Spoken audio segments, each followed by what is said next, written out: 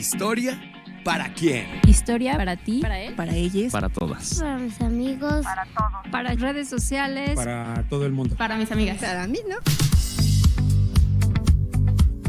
¿Historia para quién? El sentido actual de la historia. ¿Quién escribe? ¿A quiénes les habla? ¿A ti? ¿A mí? ¿A todas y todos? Una coproducción entre el Instituto Nacional de Estudios Históricos de las Revoluciones de México y Radio Educación.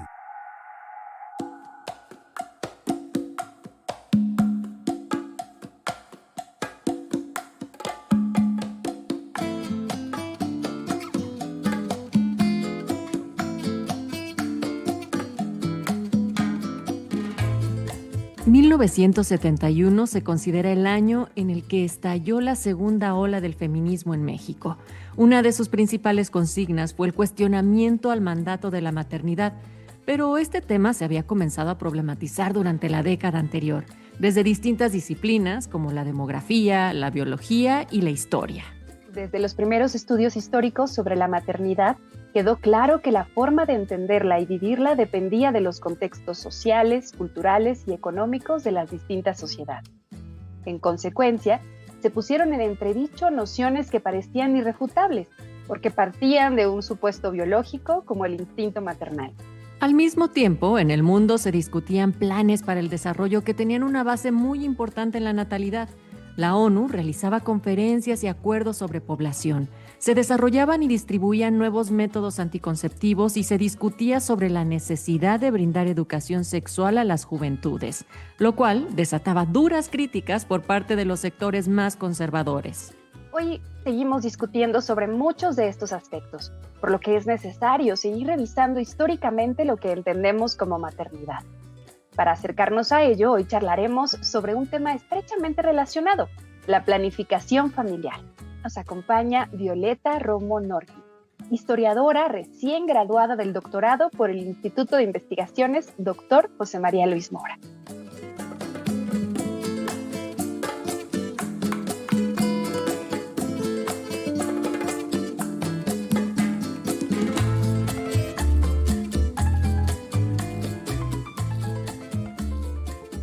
Población, gente querida, amigas y amigos de Historia para Quién, estamos arrancando la semana y siempre lo hacemos saludándoles, ya sea en directo a través de la transmisión de FM o de manera diferida si nos están encontrando en nuestra plataforma de Spotify, en el micrositio de Radio Educación.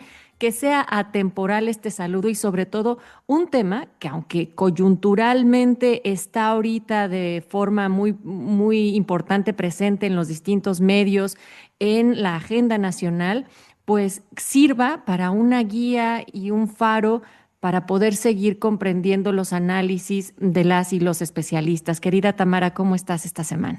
Estoy muy contenta de verdad de estar aquí otra vez. Y muy agradecida con Violeta, que hoy nos acompaña. Muchísimas gracias, de verdad. Estamos muy entusiasmadas de platicar contigo. Este es un tema, como bien dice Natalia, que está en agenda. Estamos discutiendo sobre esto. Ha llegado a la mismísima mañanera. Así que, bueno, consideramos que era muy importante hacer una revisión histórica y con alguien, además, como tú, con una larga trayectoria revisando el tema. No solo de la planificación familiar, sino de cómo se entiende la maternidad, cómo ha sido el cuidado de las infancias a través de la historia. Así que estamos nuevamente muy agradecidas contigo de estar aquí hoy. Y nos gustaría, Violeta, pues que nos puedas decir un poco más sobre ti. ¿Qué estás haciendo ahorita? ¿Cuáles son tus intereses dentro y fuera de la academia también? Hola, pues muchísimas gracias por invitarme. Siempre es un gusto poder tener espacios para hablar de las cosas que hago, de mis investigaciones. Actualmente ahorita estoy dando clases, haciendo investigación por mi parte, descansando también un poco de toda esa fase larguísima que se llama posgrado, porque también eso es necesario, el descanso. Y pues mis intereses son seguir investigando, seguir dando clases, que me encanta, pero pues les agradezco muchísimo por haberme invitado el día de hoy. Queremos recordarles que nuestra transmisión también llega a ustedes vía redes por Facebook, X y YouTube, tanto de Radio Educación como del INERM. Nos encantaría poder escucharles a través de nuestro WhatsApp a manera de buzón de voz en el 55 12 33 29 15. Y lo bonito es que este y los demás episodios los pueden buscar, compartir y escuchar en Spotify en cualquier momento si buscan ustedes Historia para quién. Ahora bien, Violeta, antes de entrarle a toda la coyuntura, hemos de decir que tú te has centrado en los estudios de control de la natalidad y planificación familiar, sobre todo en la década de 1970, situado en particular en la Ciudad de México. Y hay que decir que es una época de grandes cambios sociales y culturales en el país, pero también unos años de mucha convulsión política. Cuéntanos, por favor, cómo se relacionaron los cambios económicos y políticos de México de los años 70 con las demandas de control natal de las feministas de esta segunda ola. Claro, pues los años 70 son, no solamente en México, creo que aquí podemos hablar ya a un nivel global. Había una preocupación fuertísima por parte de las autoridades en todos los países, las autoridades globales, por el control natal. O sea, viene una demanda por parte de las feministas, sí por un control de su propio cuerpo, por el derecho a decidir, pero también hay una preocupación por el control natal porque es en esa época donde se difunde la idea de la sobrepoblación, que es muy cuestionable, pero tiene más que ver con la administración de los recursos que hay en la Tierra. Pero esta sobrepoblación preocupaba sobre todo en los países de lo que en ese entonces se consideraba el tercer mundo. Entonces, muchos de los programas de planificación familiar fueron una respuesta sí a las demandas feministas, pero también a estas preocupaciones porque la población estaba creciendo a un ritmo muy acelerado que no podía empatar con el ritmo cada vez más desacelerado del crecimiento de la economía. En el caso de México, como bien dices, pues es una época de crisis. Para 1976 tenemos una crisis que llegó a todos los hogares mexicanos, pero la preocupación ahí era, sí, por parte del gobierno, como dices, demandas de las feministas y también porque las mismas mujeres estaban preocupadas por poder mantener a sus hijos, ¿no? Entonces eso también lleva a que disminuya el número de hijos en los hogares. Y por eso en los años 70, justo con Luis Echeverría, empieza una serie de campañas muy importantes para que las mujeres tuvieran acceso a información sobre la planificación familiar. Se crea la Ley General de Población también, que es la que establece pues los parámetros para estas campañas, e incluso se llegan a hacer telenovelas que promueven la planificación familiar. Entonces, hay demandas feministas, pero también hay una serie de factores que son los que generan estas políticas. Oye, me parecen muy interesantes varias cosas, ¿no? La primera es el contexto, o sea, estamos en la Guerra Fría y pues está este enfrentamiento entre los polos y también los organismos internacionales cobrando muchísima fuerza, ¿no? Tenemos a las Naciones Unidas, por una parte, haciendo conferencias internacionales sobre población, pero también sobre la mujer, y en esos dos espacios se discute el tema del control de la natalidad, e incluso me parece que también nos permite como espejear un poco con el presente, porque hay mucha responsabilidad sobre las mujeres, ¿no? Con respecto a la natalidad y al número de hijos. Por una parte está el que se nos permite el derecho a decidir sobre el número y espaciamiento de los hijos, que es algo que se reforma en México justo previo a la conferencia de 1975, pero al mismo tiempo como que hay muchas restricciones y hay muchos grupos que se oponen al acceso a anticonceptivos, a que se difundan también esta información. O sea, el tema de la salud sexual y reproductiva se vuelve un tema bastante discutido, ¿no? También en los hogares por parte de los grupos más conservadores, la Iglesia Católica. Es un momento además en el que pues el papado tiene un peso muy importante, ¿no? Muy distinto a como lo vemos ahora, que es como una opinión más. En los 70, pues realmente tiene un peso muy importante lo que se diga desde Vaticano. Y por otra parte, me parecía también muy interesante esto que dices de las telenovelas, ¿no? O sea, de la cultura en México. O sea, dinos cuáles fueron. Yo realmente no tengo en mente cuál puede ser, pero quizás alguien que nos escucha en este momento tenga la referencia y jamás se le haya ocurrido que esa era una telenovela con propaganda sobre control natal. Sí, justo hubo tres telenovelas muy curiosas a finales de los 70 que fueron producidas por Miguel Sabido. Y Miguel Sabido es el autor de las telenovelas educativas, ¿no? Incluso llegó a promover este modelo de las telenovelas para educar en la India, porque en esa época, como digo, todo el tercer mundo tenía esta preocupación por controlar la natalidad, ¿no? Y las telenovelas que produjo, unas eran para enseñarle a la gente a que podía aprender a leer, pero a la que yo me refiero específicamente pertenece a un trío de telenovelas y se llama Acompáñame. Que Acompáñame estaba protagonizada por Silvia Derbez, que era la estrella de las telenovelas en ese entonces, y trataba de tres hermanas. Una hermana que era, pues que era muy frívola y no quería tener hijos y solo tenía uno y era mala, ¿no? Porque era muy frívola.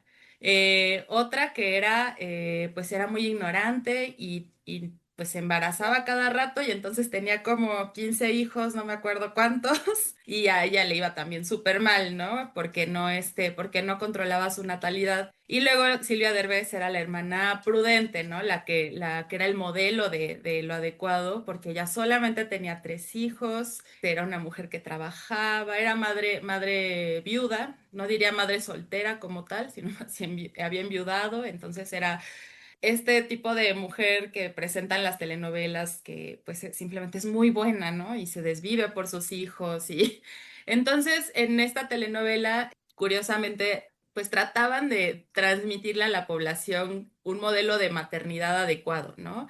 Ni muy frívola de que solo un hijo y no le importa el niño, pero tampoco descuidada y con 20 hijos a los que no puede cuidar porque se van a terminar haciendo criminales. Al final del programa daban los datos de las clínicas del gobierno donde las mujeres podían pedir información sobre planificación familiar. E incluso hay un episodio donde el episodio trata de que Silvia Derbez está viendo a José López Portillo dar un discurso sobre la planificación familiar y llora de la emoción al ver el discurso de José López Portillo. Entonces, No, pues fue una colaboración del gobierno con wow. Televisa, con o sea, todo un proyecto que, digo, creo que se sigue haciendo, ¿no? Las telenovelas las siguen utilizando para, de cierto modo, transmitir valores a la población, los valores que en el momento estén considerados ideales. Sí, claro, me resuena con muchísimas producciones contemporáneas, totalmente. Y también me lleva a pensar en cómo se pensaba, vaya, a las madres en esos años también. O sea, los años 70 son una época en la que se enaltece muchísimo la figura de las madres, ¿no? De la madre. En tu tesis de maestría, de hecho, observaste que uno de los elementos más importantes de la maternidad en nuestra cultura era su vinculación al cuidado de las niñas y los niños, ¿no? Entre más importancia se le diera a las infancias, también más responsabilidad se depositaba en las madres. Y esto se observa, me parece, en los ejemplos de estas tres madres de la telenovela que nos cuentas. ¿Cómo fueron vistas las infancias también en los 70? ¿Por qué el binomio madre-hijo era tan importante para la sociedad mexicana de esa época?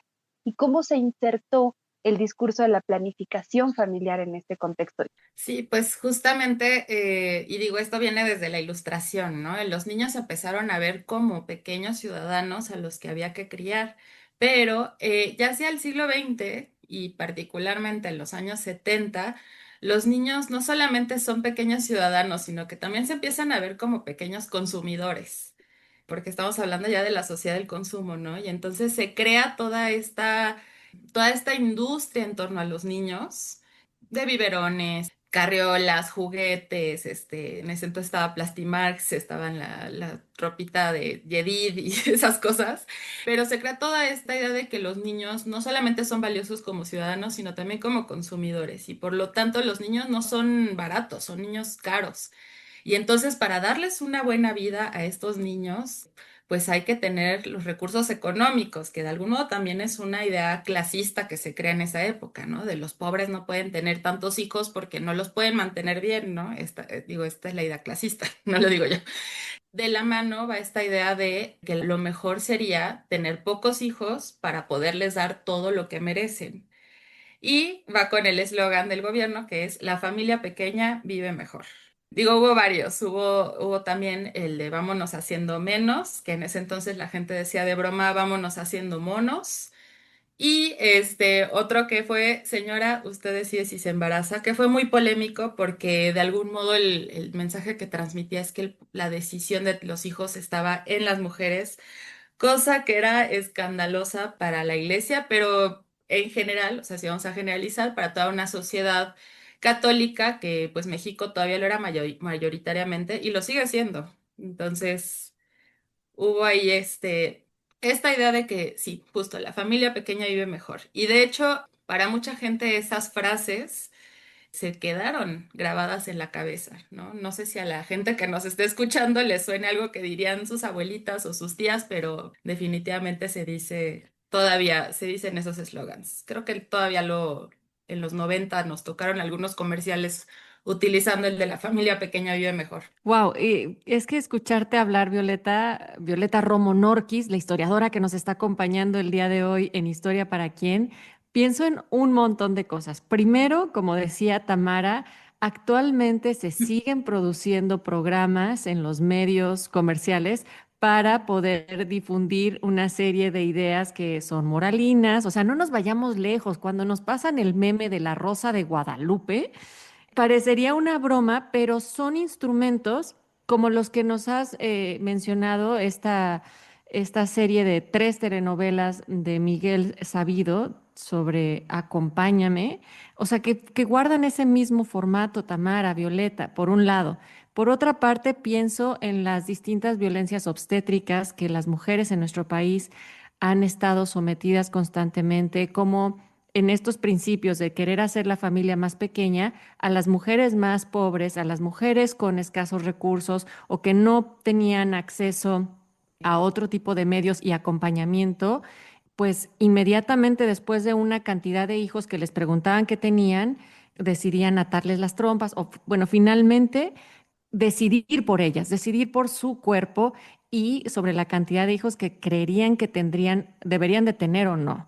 Y finalmente también hay un contraste con cómo en el 71 Rosario Castellanos pronuncia un célebre discurso de la abnegación, una virtud loca, ante el presidente Luis Echeverría y su esposa María Esther Zuno del Día Internacional de la Mujer, y en ella pues va con todo lo opuesto, va expresando precisamente que no hay una esencia de lo femenino y tenemos estos contrastes entre el trabajo que están haciendo las feministas, el discurso y las políticas gubernamentales que parecería que no se ponían de acuerdo, querida Tamara.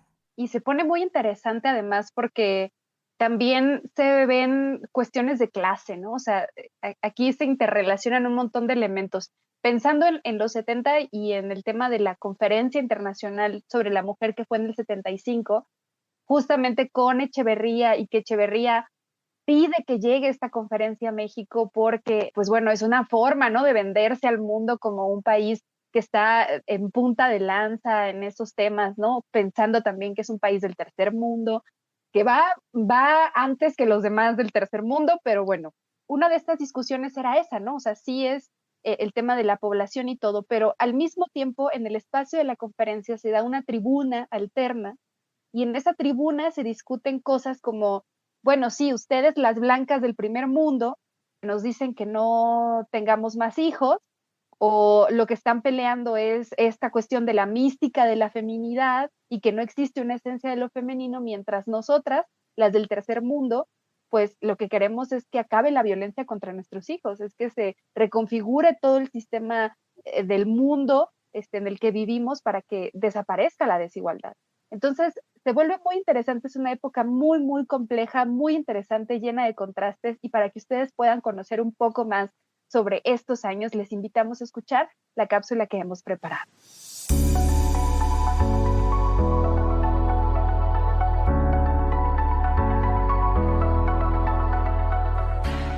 Las nuevas generaciones ya no quieren o ya no pueden tener hijos. ¿Cómo le hicieron nuestros padres y abuelos para sacar adelante a familias de 8, 10 o 12 miembros? ¿Cuánto influyen instituciones como el Estado y la familia al momento de decidir sobre el número y espaciamiento de los hijos? ¿Qué hay de la sociedad, la cultura, la economía, la ciencia y hasta las redes sociales, en algo tan importante como la planificación familiar. Este es un asunto sobre el que la historia, sin duda, tiene mucho que decirnos. En el siglo XIX, la figura de la madre adquirió un papel central en las sociedades occidentales, pues se le asignó el rol de formadora de los futuros ciudadanos. Con esto, el binomio madre-hijo se incorporó al discurso político y se crearon instituciones, leyes y narrativas científicas, sociales y culturales en torno a la maternidad y el cuidado de las infancias.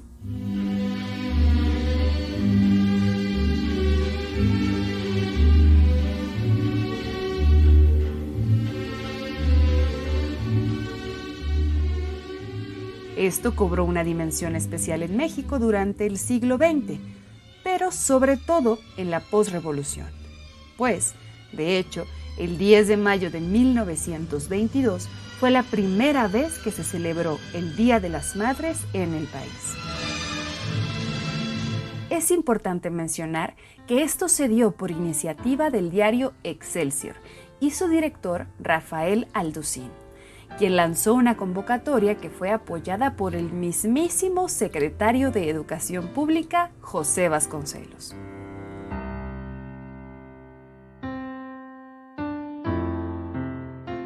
Esto garantizó el éxito del primer Día de las Madres en México, pero el alcance del periódico y las actividades conmemorativas que se realizaron en escuelas de todo el país también estuvieron acompañadas por una cuestión muy importante y al mismo tiempo bastante incómoda, que colocaron las feministas yucatecas lideradas por Esperanza Velázquez Bringas. Y se trató, ni más ni menos, que de la planificación familiar y el control natal. Desde finales del siglo XIX había mujeres involucradas en el cuidado materno-infantil dentro del ámbito científico en México, por lo que eran muy conscientes de las problemáticas de salud y bienestar de madres e hijos de distintos contextos sociales. A ellas se sumaron las voces de maestras, periodistas y feministas de la primera ola en México, que desde los congresos feministas de Yucatán de 1916 colocaron el tema de la planificación familiar al centro de la discusión política, sin importar lo incómodo y polémico que esto fuera. Pero este no solo es un asunto de mujeres e infancias, sino una cuestión que compete a toda la sociedad. ¿O tú, qué piensas al respecto?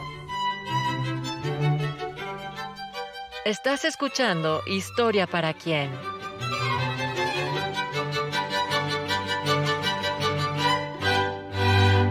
Seguimos con ustedes, esto es Historia para quién, un espacio en donde cada lunes al mediodía hablamos sobre historia desde el presente. Hoy estamos platicando sobre planificación familiar con la historiadora Violeta Romo Norquist, especialista en el tema.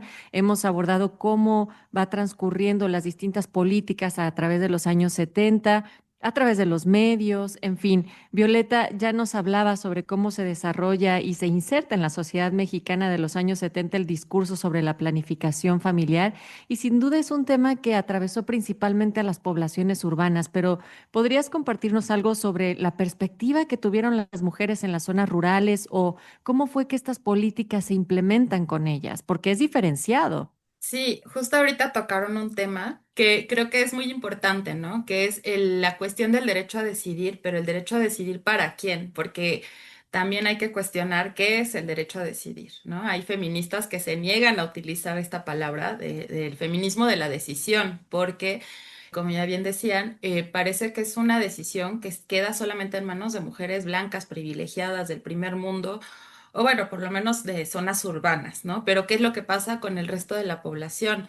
Estas campañas llegaron a todos lados, porque no solamente eran las telenovelas, se transmitían también por la radio constantemente, se publicaban en las revistas, en los periódicos, estaban en los discursos de las personas que publicaban en ese entonces, se discutía incluso en revistas como Quena o Vanidades, o entonces Eran campañas, no diría que agresivas, pero campañas muy, muy difundidas y llegaba a otros ámbitos. No podría decir exactamente cómo fueron recibidas porque no entrevisté a mujeres de esas zonas, pero lo que sí sé es que ha habido mucha discusión, como ya decía, relacionándolo con el feminismo de la decisión sobre no solamente la anticoncepción, sino el derecho a decidir ser madre, porque como ya mencionaban, una de las violencias obstétricas que se practicaban era esta esterilización forzada, que no permitía a las mujeres pues tener los hijos que quisieran, ¿no? Era ahí algo que ocurría y que parece que sigue ocurriendo en muchas zonas rurales donde ciertas mujeres que se consideraban no aptas para ser madres, ya sea por la pobreza, por ser indígenas, por tener alguna enfermedad, con estas ideas eugenistas que se venían arrastrando desde finales del siglo XIX, se tomaba la decisión de esterilizarlas y muchas veces la decisión venía del mismo médico que las estaba tratando. Entonces, definitivamente fue muy polémico y lo que sí sé es que una de las situaciones que hubo es que sí corría el rumor de que no dejaran que el gobierno vacunara a las personas porque pensaban que el gobierno las estaba esterilizando. Era una especie de movimiento antivacunas, pero que surgía de este miedo a que el gobierno les quitara la posibilidad de tener hijos. También creo que otra de las cuestiones que hubo es que muchas veces la información no era tan clara, ¿no? Había mujeres que contaban que pues se les daban los anticonceptivos, pero el médico no les explicaba para qué era. Entonces, fue una campaña que de algún modo funcionó, pero que también pues fue confusa para gran parte de la población. Interesante lo que nos mencionas, Violeta. Sin duda alguna es algo que desafortunadamente podemos seguir viendo, ¿no? En México y en otras partes del mundo. Y tal vez cuando pensamos en el derecho a decidir, podemos llevarlo a la marea verde, ¿no? Pero tampoco vemos este otro lado, el derecho a decidir sí ser madre y cómo ejercerlo también, ¿no? Las libertades para hacerlo. Y creo que eso es algo en lo que pues también hay que voltear a ver al sur, como dicen, ¿no? Y también, pues, por ejemplo, los feminismos antirracistas, ¿no? En Estados Unidos creo que una de las consignas más importantes era esa. Pues bueno, nos están esterilizando, o sea, quieren desaparecernos a las mujeres negras y a la comunidad afrodescendiente también en estos años, ¿no? En los 70, en los 80, en el caso de los países del llamado tercer mundo, pues es lo que dicen también muchas mujeres, ¿no? Estas políticas de planificación familiar no buscan que vivamos mejor, sino que buscan que en realidad desaparezca esta población incómoda pues que no genera tanto para el capital, ¿no? Pero bueno, ahora vamos a escuchar qué nos dice para tener un poco más de frescura, ¿no? En qué es lo que se está discutiendo actualmente sobre el tema. Vamos a escuchar lo que opina la gente en las calles y a quienes les preguntó nuestro compañero Juan Ramírez.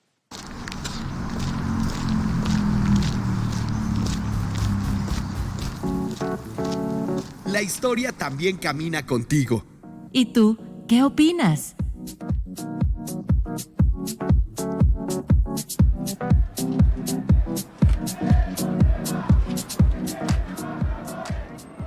Para mí creo que es importante, desde mi perspectiva, obviamente como mujer, reivindicar la planificación familiar, pero más desde la lógica del derecho que tenemos a decidir sobre nuestros cuerpos y sobre nuestras vidas. No es solamente 9 meses de gestación, pues formar a una persona. Desafortunadamente, siempre se ha vivido en una situación en donde no se planea. Niñas desde los 10, 12 años, ya sea por abuso o por mala educación sexual, pasan de niñas a madres. Me encantaría a mis 25 yo ya empezar como con esta familia, empezar a conocer a una persona, bueno, eso es primordial. Si yo no conozco a una persona que me haga sentir lo suficientemente tranquila de que va a ser, pues, buen padre. No, yo creo que hay un contraste, ¿no? Porque en las generaciones pasadas, pues, era como un objetivo, ¿no? De que llegas a los 20 y tantos y tienes que a fuerzas tener un hijo, ¿no? Y ahorita, pues, es distinto. Por ejemplo, yo tampoco pienso ahorita en tener un hijo ni a futuro, la verdad. Yo soy lesbiana, o sea, pero ya puedo como que planificar más el hecho de si quiero tener hijos después o no. Pensar en el futuro simplemente como que me da miedo. Yo desde mi perspectiva sí lo veo difícil, viendo todo lo de los recursos que se conllevan para poder mantener incluso a un bebé.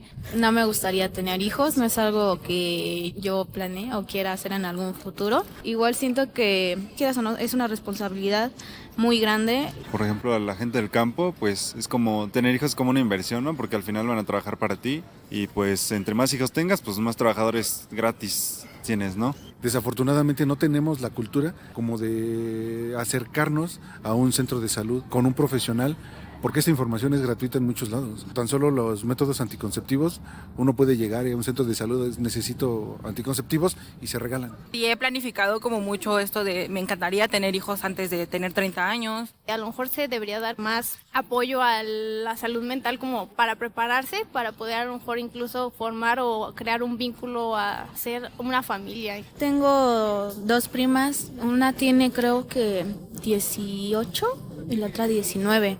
Tuvieron un embarazo a los 17 más o menos. La verdad es que me sorprendió mucho porque hay muchos jóvenes que piensan que es algo luego muy fácil. Más que nada en la secundaria, ¿no? Ahí sí fui muchos casos de compañeras, compañeros, que ya a esa edad, y la verdad sí sabemos que es no deseado porque pues a esa edad todavía no sabemos bien qué onda, ¿no? Pues tienen relaciones, no se cuidan y pues andan ahí buscándole a ver cómo salvar, pues, ahora sí que su futuro, ¿no? Porque siento que pues, estamos todos muy chavos como para andar teniendo un hijo. Tenemos todavía muchísimos pueblos que conservan muchas tradiciones muy arraigadas. Todavía se sabe que hay casos de que casan a sus hijas con señores. Entonces eso también es lo que complica mucho esta clase de recibir la información. Que haya educación sexual y educación sobre planificación familiar en sus lenguas originarias, ¿no? Pero pues ahí también rondan otras formas y otras perspectivas de ver el mundo como la religiosa, ¿no? Pero si tengo hijos es para darles una buena calidad de vida, una buena crianza y que sean felices, y la estabilidad emocional y psicológica para darles una buena vida y no traumarlos. Decir que sí te puede embarazar, que no te puede embarazar. Porque actualmente en cómo está la economía y cómo está el país y con todas las guerras que se vienen, es mejor tener en cuenta todo eso antes de establecerte o realizar realmente un plan familiar. No traería a una vida al mundo si no tengo con qué mantenerlo o con qué darle una buena vida. Entonces va más allá de si quiero o no, porque de querer pues sí quiero.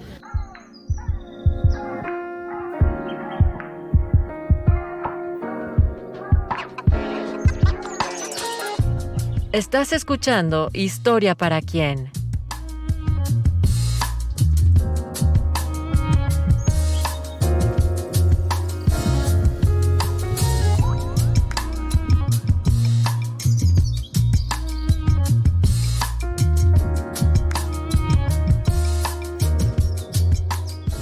Y ahora sí que no hay otra forma de regresar de estos sondeos como tras. De esto estamos platicando, planificación familiar, de lo que están diciendo las personas en la calle hoy en Historia para quién, con la especialista, la historiadora Violeta Romo Norquist. Estamos con ustedes, Tamara Aranda, yo soy Natalia Luna. Y ¡buah! ¿Qué impresiones te generan? ¿Qué opiniones, Violeta, escuchar a la gente? Está súper interesante escuchar todas estas opiniones porque creo que muchas son eco de las cosas que estábamos platicando antes de esta pausa. Específicamente la última justo replica esta idea de yo no voy a tener un hijo si no tengo con qué mantenerlo, de que se necesitan recursos para poder criar bien a un hijo porque, pues claro, hay que comprarle todo, el Nintendo. Y la mejor educación, ¿no? La Dicen mejor muchos. educación también, ¿no? Esta idea de que la educación privada, que es una idea muy generalizada de que la educación privada es mejor que la pública. Pero bueno, regresando a las opiniones, sí, replican muchas de estas ideas, y no digo que sean ideas erróneas o incorrectas, pero que traen todo un bagaje histórico de esta construcción de lo que es la correcta manera de tener hijos, ¿no? De la idea de que los pobres tienen hijos para que los hijos trabajen por ellos, o sea, son ideas que pues vienen de estereotipos, que vienen de estas construcciones que incluso religiosas, ¿no? Es que es por su religión o es porque no tienen educación, ¿no? Y creo que si nos pusiéramos a analizar caso por caso los embarazos, la mayoría de los embarazos son no planeados, eso sí, tengo que decirlo. Ustedes pregúntenle a las personas que nos escuchan, pregúntenles a sus papás, a sus abuelitas, cuántos de ustedes fueron planeados y verán que no muchos. Pero, pues sí, esta idea de que hay que seguir toda una fórmula para tener correctamente a los hijos es pues muy interesante y está muy generalizada. ¡Qué rudo! Esto está poniendo en contraste algunos de los discursos actuales, Tamara. que vienen de esa historia. O sea, pensar en que uno debería de planear de cierta forma para darle cierta vida a los hijos también es una construcción social. Sí, caray. Y pensaba en tres cosas en este momento. La primera es, bueno, ese discurso, ¿no? De lo económico y el consumo, de cómo también la vida se vuelve un pretexto para consumir y cómo eso nos lleva otra vez a los 70 y cómo, pues, quizás es pensarlo en una forma de contrarrestar este decrecimiento que nos decía Violeta al inicio, ¿no? De la economía. O sea, la economía está mal, entonces pues bueno, ahora hay que impulsar este crecimiento económico a partir de un consumo, acelerar este consumo, no sé, se me ocurre, ¿no? Así dejarlo. Y la otra cosa que pensaba es que, bueno, en estas infancias de los 70, los 80, que vamos creciendo como sujetos también de consumo, pues bueno, también se empiezan a crear en esos años muchos contenidos, productos específicos para las infancias, ¿no? Empiezan a aparecer ya grupos musicales, o sea, tenemos a Parchís, o sea, no sé, mi mamá creció con mucho de estos productos diseñados específicamente para las niñas y los niños. Y bueno, en México, por ejemplo, el tema de los juguetes, ¿no? Lili Ledin, por ejemplo, yo no conocí esta marca y resulta que fue una marca muy importante en el país porque lo que hizo fue adecuar los juguetes que estaban en otras partes del mundo, porque en México no estaban las licencias, ¿no? Que también nos habla del modelo económico que teníamos en esa época, antes del neoliberalismo y de la entrada de todas estas grandes consorcios, ¿no? Internacionales de productos y entre ellos los productos de juguetes. Y que ahora comprar esos juguetes es carísimo. O sea, comprar un juguete de Lili Ledin es un artículo de colección, es un artículo súper valioso y es algo que están adquiriendo los coleccionistas. Fueron niños y niñas justamente en esos años, en los 70, en los 80. Y el tercer punto, la tercera cosa que se me había ocurrido, el tema de ir a los centros de salud por información. Y me hace pensar en esto que decías, Violeta, cómo es que hay una desconfianza de acercarse a las figuras de autoridad en este sentido, que son los médicos, el personal de salud en general, por este temor, ¿no? Que se daba entre las comunidades a ser esterilizadas. Y precisamente, Tamara, otro de los elementos que escuchamos en los sondeos que hizo Juan Ramírez es uno, que no es tan accesible poder acudir a un centro de salud o la gente no tiene esa confianza, los jóvenes mucho menos.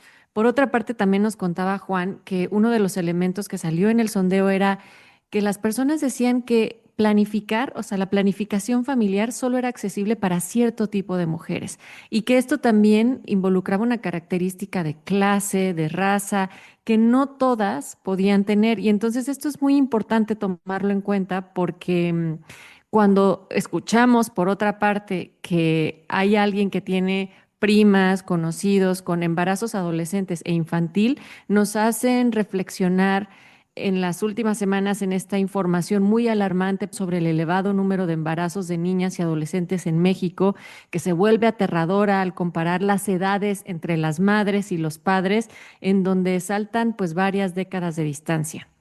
Hay otra nota que saca El País de Almudena Herrerías, en donde precisamente ella va enunciando cómo los colectivos feministas, cuando están analizando las estadísticas de salud mexicana, encuentran los casos de 30 niñas de entre 10 y 14 años que habían quedado embarazadas por hombres mucho mayores que ellas, y la magnitud del problema llegó hace unas semanas hacia Palacio Nacional, en donde la presidenta Claudia Sheinbaum declara entonces que no era posible y que se trataba de un delito de violencia sexual.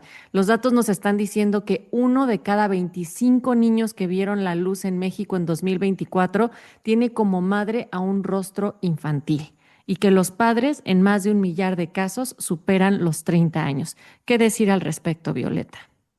Me parecen datos muy tristes, pero que también reflejan el resultado de años de falta de educación sexual, porque creo que la educación sexual es muy importante para prevenir el abuso, también de violencia específicamente de parte de los hombres hacia las niñas, hacia las mujeres, porque como bien decías, muchos de estos casos reflejan abuso, ¿no? Abuso en muchos sentidos.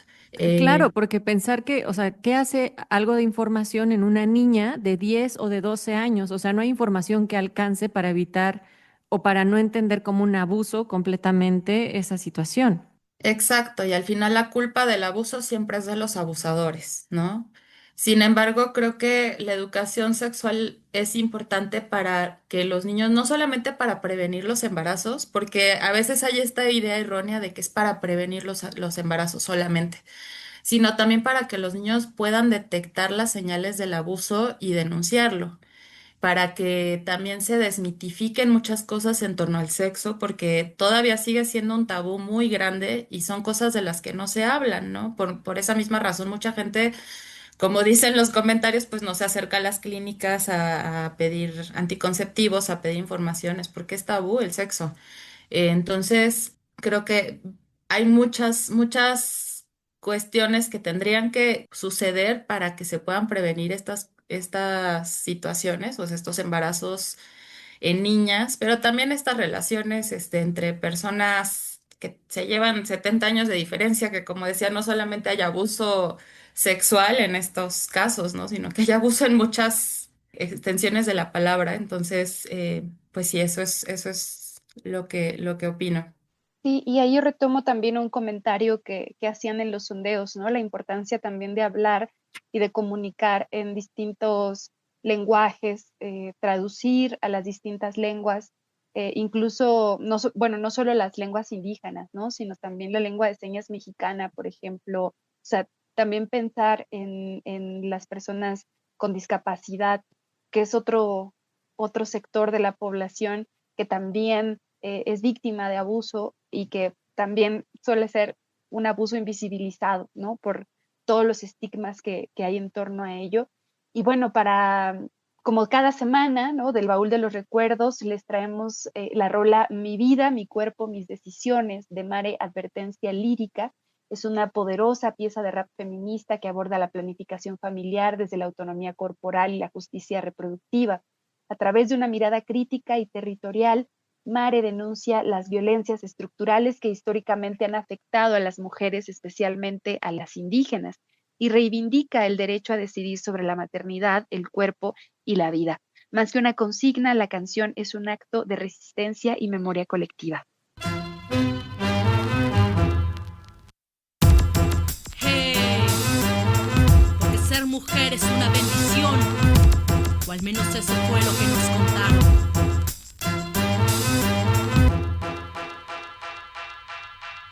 Mi vida, mi cuerpo, mis decisiones. Ya basta que pretendan controlar mis acciones. No es suficiente la violencia que soporto a diario y todavía reprimes mi vagina y mis ovarios. Esta es mi vida, mi cuerpo, mis decisiones. Ya basta que pretendan controlar mis acciones. No es suficiente la violencia que soporto a diario y todavía reprimes mi vagina y mis ovarios. Estás muy lejos de saber lo que significa ser el dolor y la fuerza de una mujer. Así que no pretendas que me comprendes. Si jamás has sangrado, no me mientas que lo entiendes. Es entre dientes tu inclusión y tu equidad. Es solo un lindo discurso y ya sé hasta qué dirás. La importancia de la mujer para la sociedad, pero de nueva cuenta solo en palabras quedará. Así ha pasado y han sido muchas las muertas por abortos clandestinos, y a pesar de las protestas es grande tu ego y más grande tu ignorancia. Tu herramienta contra mí es la violencia. Ya basta de eso, ya basta de esa farsa. Si seré yo a quien reprimas de nueva cuenta. Tú solo niegas que existe un problema real, porque es más fácil ocultar y callar. Por un aborto legal y gratuito, porque no se criminalicen nuestros actos.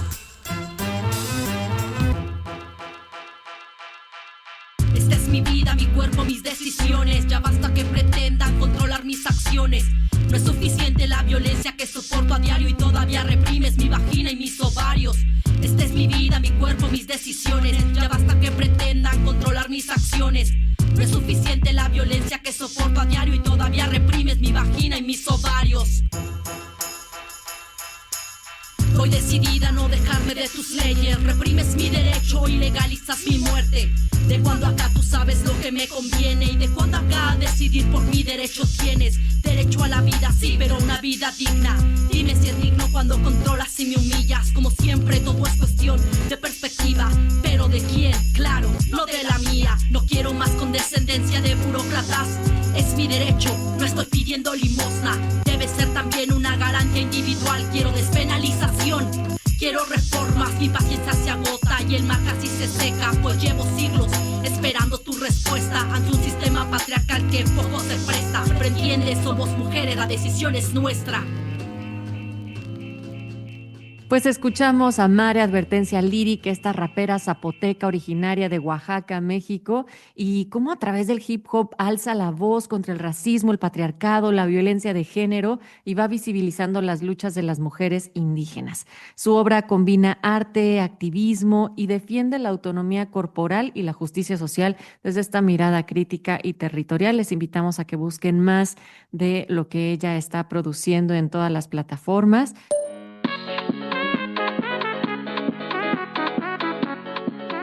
Si tienes una historia que compartirnos o te gustaría que abordemos alguna en especial, graba un audio y envíalo vía WhatsApp.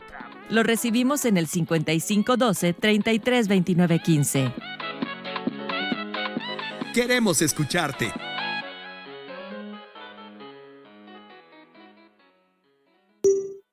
Queremos escucharte. Y hoy queremos aprovechar porque, Tamara, siempre estamos convocando a nuestras audiencias a que puedan participar a través de las distintas redes en donde se va esta transmisión, pero también, por supuesto, en nuestro WhatsApp, que es el 5512-332915. Y en honor a ello, queremos pues leer algunos de sus mensajes. Sabemos que no todos atienden al programa en particular porque pues nosotros vamos preparando esta producción de manera simultánea y otras veces también desfasados de tiempo, pero lo importante es decirles que valoramos profundamente cada uno de sus comentarios, que agradecemos que se tomen el tiempo para escribirnos, y parte de estos mensajes, por ejemplo, nos llegó uno vía WhatsApp que nos dicen que le gustan los temas, la conducción e invitadas, y que ojalá podamos compartir más los datos de contacto de nuestros invitados e invitadas e invitades.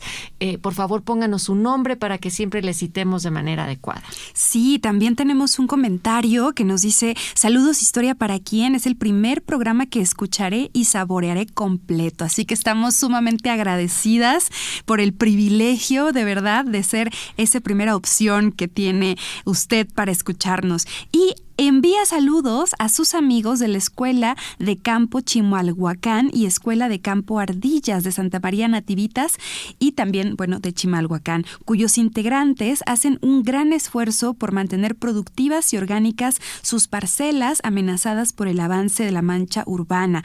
Abrazos desde Carnavaleras, Tierra Villa, Xochitenco, Chimalhuacán, Estado de México. Uh-huh.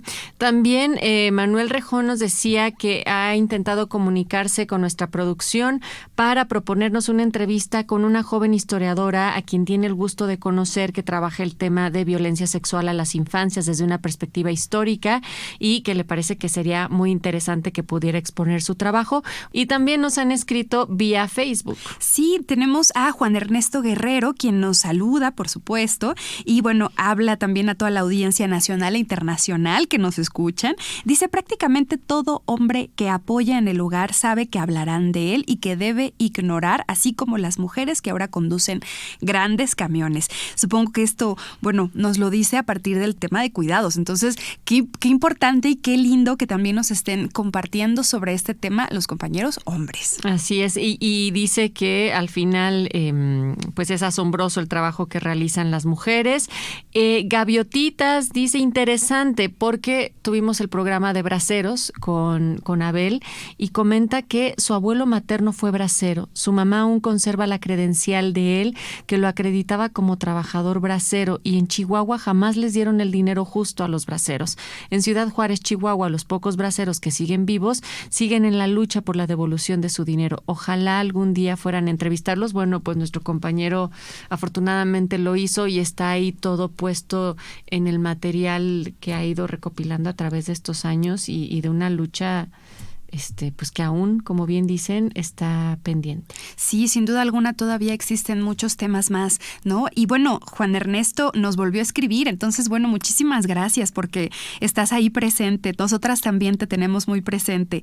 Y bueno, él nos comparte que acudió a un pequeño estado donde siembran maíz transgénico y lo que saben, pues es que, dice, pues es que no hay otra opción más barata, ¿no? También es triste y preocupante dado que llevan años sembrando dicho maíz y que están contaminando sus tierras, los vecinos y demás, pero bueno, dice, los transgénicos, pues bueno, son necesarios, ¿no? En ciertos contextos, pero les inyectaron genes de acuerdo a la necesidad para resistir a las heladas, a las sequías y bueno, finalmente estos transgénicos son comida que contamina la biodiversidad, mata poco a poco y dado que van perdiendo sus defensas o costumbres de cada persona, será una reacción la que tendrán próximamente hacia los transgénicos. Así que bueno, sin duda este tema generó muchas conversaciones y esperamos que así siga con los demás temas que les proponemos. Y sobre todo recordarles también que todas nuestras transmisiones pueden volver a escucharlas no solamente a través de las distintas plataformas de las redes sociales en Facebook, X y YouTube, pero que pueden también acudir al micrositio de Radio Educación. Ahí ya está nuestro micrositio de Historia para Quién y van a encontrar cada uno de los episodios que hemos estado compartiendo con ustedes hasta este momento en esta primera temporada. Y si ustedes andan más bien por Spotify, también se meten al canal del INERM y ahí van a encontrar cada uno de nuestros episodios. Así es que muchas gracias por haberse comunicado. Recuerden, el WhatsApp es el 55 12 33 29 15. Queremos seguir leyéndoles. Tu voz hace historia.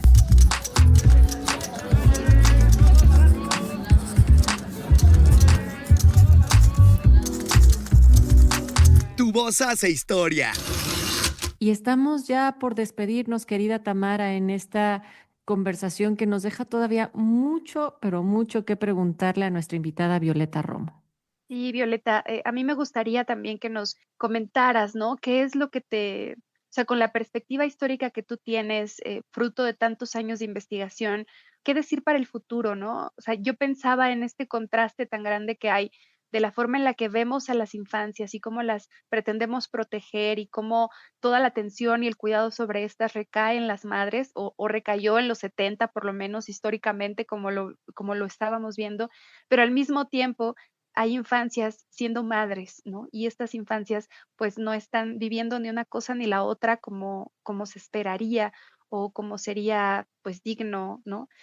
No sé, a mí me resulta alarmante pensar en infancias o adolescencias, o sea, recordar en mis compañeras de la secundaria es recordar a niñas, ¿no? O sea, que estaban viviendo esta etapa tan complicada de la vida. Y pues bueno, ¿qué decir también de todos estos estigmas que existen? A mí me llamaba mucho la atención revisando tus investigaciones, específicamente tu tesis de maestría para este tema en especial, que tenías un apartado con un título muy particular que era Si te besan, te embarazas, algo así. También hay muchos mitos, ¿no? En torno a esto y tú decías, es muy importante la educación sexual para evitar los abusos, pero también para desmitificar esto tan importante, tan cotidiano y que podría llevar también a las niñas y a los niños a identificar cuando están siendo víctimas de algo que podría pues traducirse, ¿no? En un embarazo o en, bueno, algo que perjudique sus vidas para siempre, como lo es un abuso. Coincido en que es muy importante la educación y también no debemos de olvidar como sociedad, como comunidad, que los niños son nuestra responsabilidad.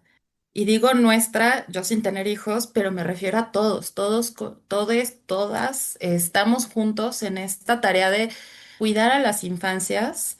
Lamentablemente hay una individualización cada vez más fuerte que generalmente hace que toda la culpa de lo que ocurra con los niños, con los adolescentes, recaiga en las madres o en el núcleo familiar, pero sí como sociedad debemos de ser responsables todos, ¿no? Y en ese sentido, creo que no solamente la educación, sino sentar las herramientas, sentar las estructuras necesarias para que estos niños puedan salir adelante o estas niñas puedan salir adelante sin necesidad de pues preocuparse por estas cuestiones, ¿no? Por estar embarazada, por si el aborto es legal o no.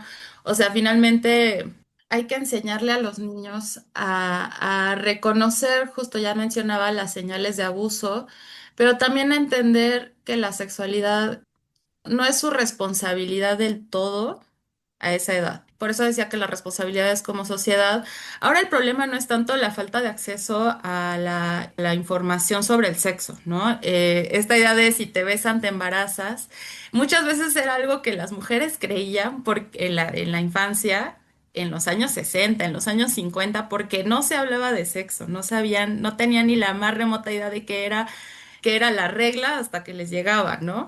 Entonces había que informarse por donde fuera. Ahora el problema es distinto. El problema no es que no haya información, sino que hay un exceso de información y nosotros como sociedad debemos de ayudar, o sea, profesores, médicos, padres de familia, tías, quien sea, pero los adultos responsables tenemos que ayudar a que esa información llegue de manera responsable a los niños. Creo que una de las cosas más importantes del cuidado también está en vigilar lo que se consume y lo que está en redes sociales, ¿no? Hacer un llamado a no compartir fotografías de nuestras niñas y nuestros niños, a tampoco consumir contenido donde se vean a las infancias, ¿no? Este es un público también bastante vulnerable, una audiencia muy vulnerable, y aunque nosotros pensemos que esa foto solo se la estamos mandando a la familia muy cercana, pues no sabemos a dónde pueda llegar, ¿no? En el mundo digital.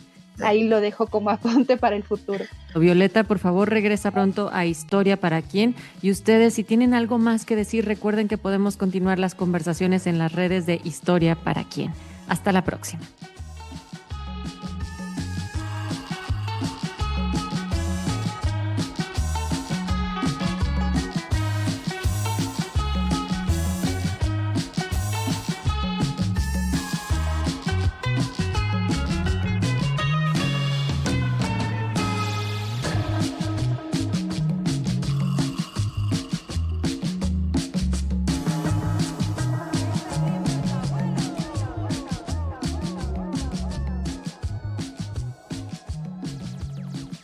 Participamos en este programa Juan Ramírez, Alma Lilia Martínez, Jimena Salgado, Tamara Aranda, Natalia Luna, en una producción de Mario Ledesma.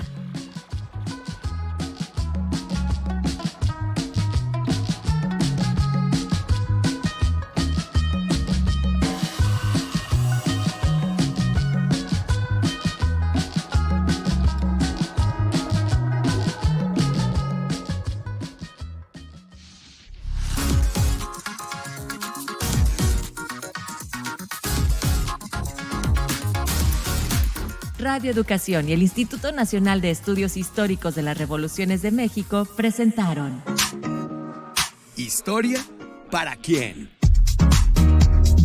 El sentido actual de la historia.